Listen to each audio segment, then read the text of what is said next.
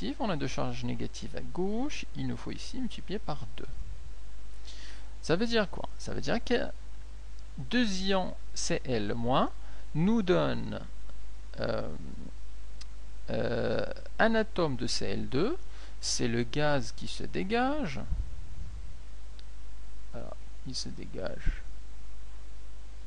comme ça, donc le Cl2 se dégage ici, sous forme gazeuse, et il nous donne en même temps 2 électrons. C'est-à-dire deux choses. En fait, on a le dégagement gazeux et on a aussi 2 électrons. Et c'est ce qui explique le fait que des électrons ici sortent de cet électrode-là, qui sont en fait le produit de cette demi-équation. Je répète, un ion Cl, alors d'après l'équation, c'est 2 ions. Donc on aurait 2 ici, 2 ions Cl- et Cl-, qui vont nous donner 2 électrons qui vont parcourir les fils électriques et continuer leur chemin, et en plus, alors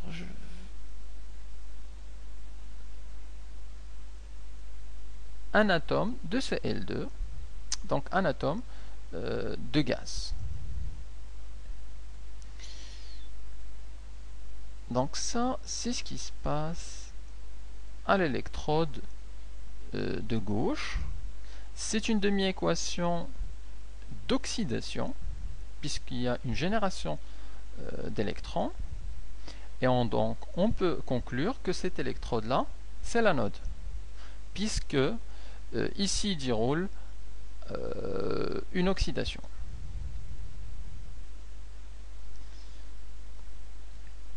Donc on va le noter ici.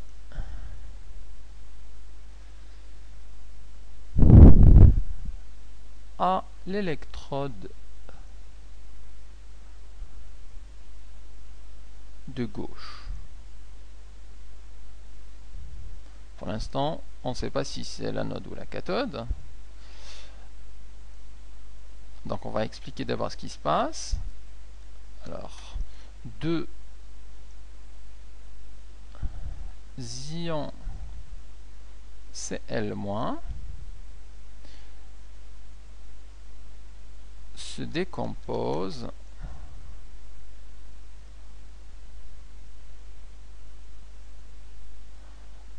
en d'abord un atome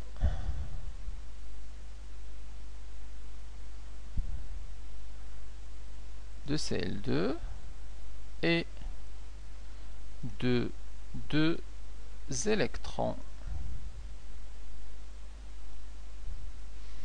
selon la demi-équation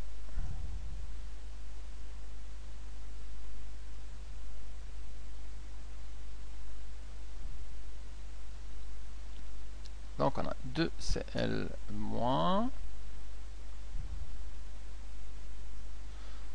qui nous donne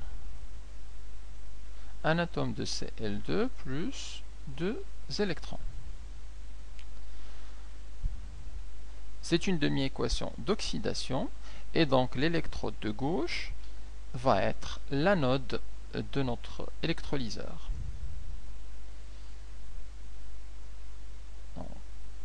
C'est une demi-équation d'oxydation.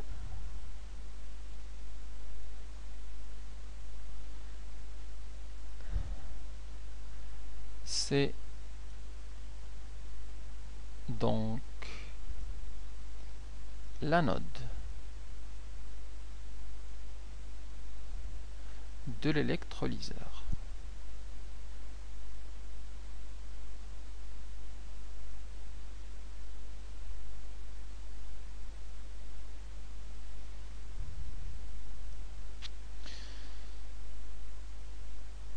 Alors ici, donc cette électrode, c'est l'anode.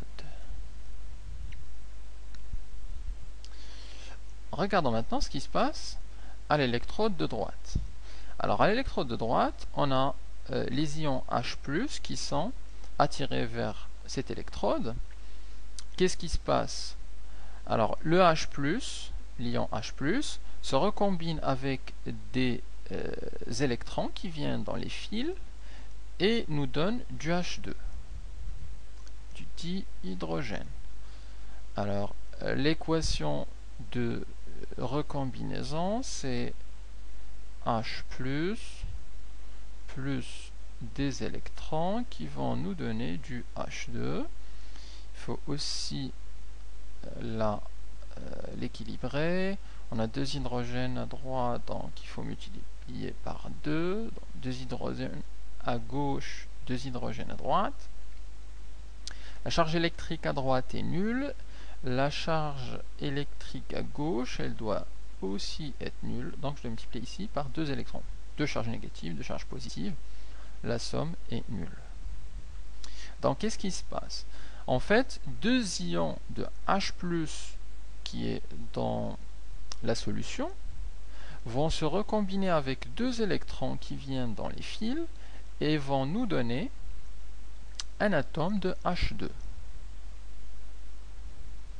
Alors je vais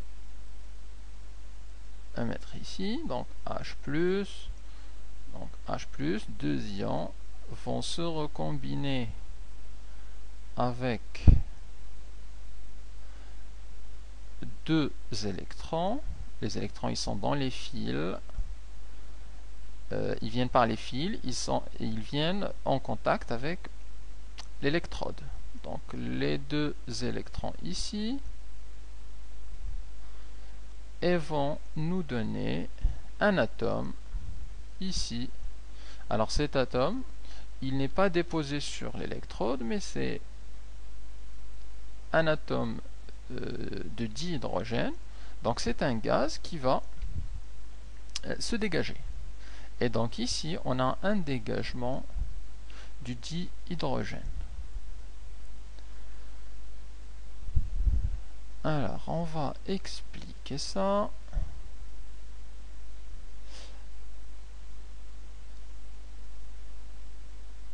À l'électrode de droite.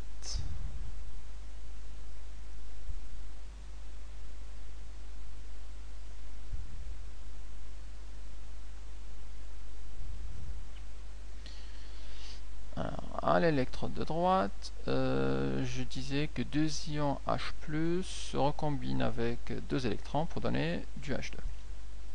Donc 2 électrons ou 2 ions H+ se recombinent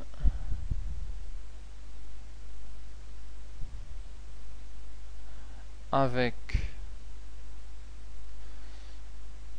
2 électrons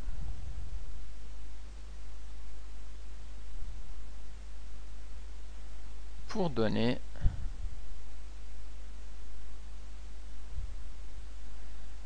un atome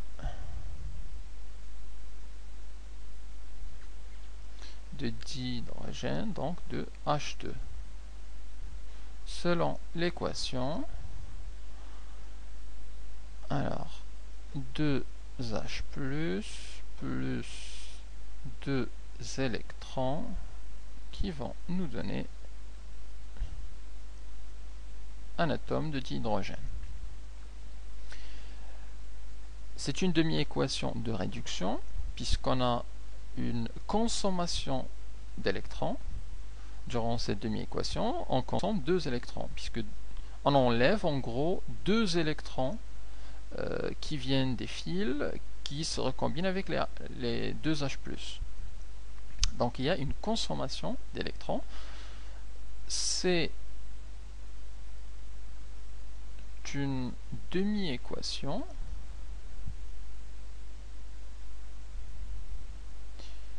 de réduction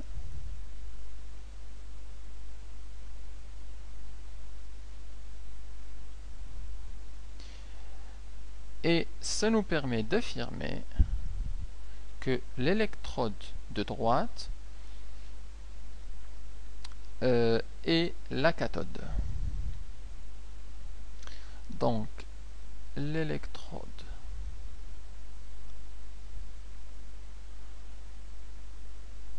de droite est la cathode.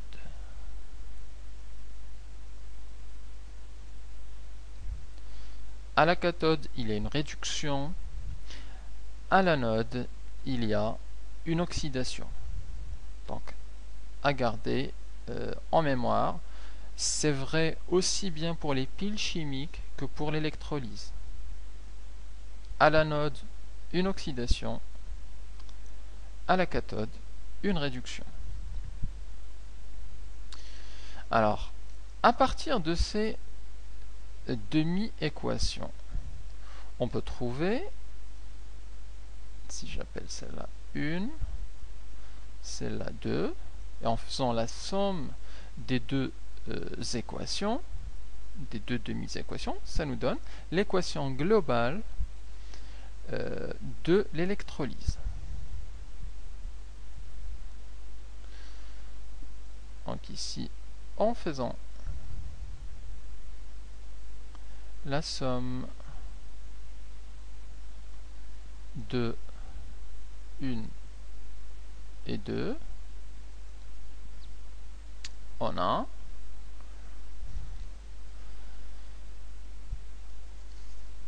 alors je peux faire un copier-coller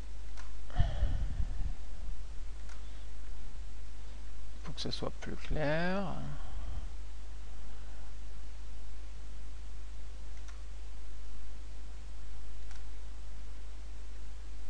Je vais mettre les deux égales au même niveau et on va faire la somme des deux demi-équations. Alors ça va nous donner à gauche, on aura du 2H+, allez, commençons par la première, 2Cl- plus 2H+,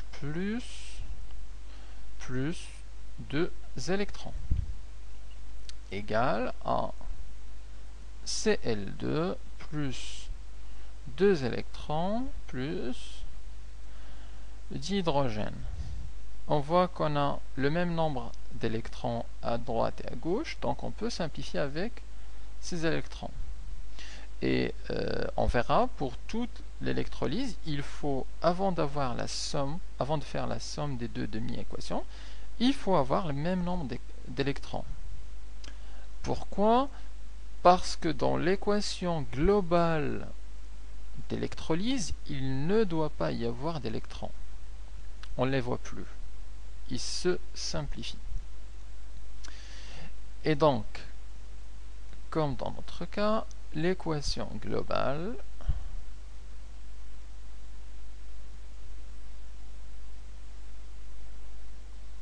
est donc 2Cl- plus 2H+, qui nous donne du Cl2 plus du dihydrogène. Alors on peut spécifier que le Cl- éteignant à que